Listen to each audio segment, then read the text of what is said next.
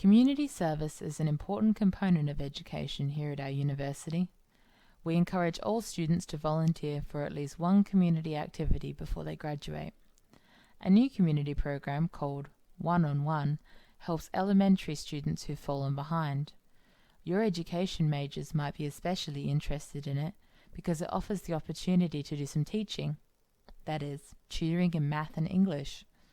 You'd have to volunteer 2 hours a week for one semester. You can choose to help a child with math, English, or both. Half-hour lessons are fine, so you could do half an hour of each subject 2 days a week. Professor Dodge will act as a mentor to the tutors. He'll be available to help you with lesson plans or to offer suggestions for activities.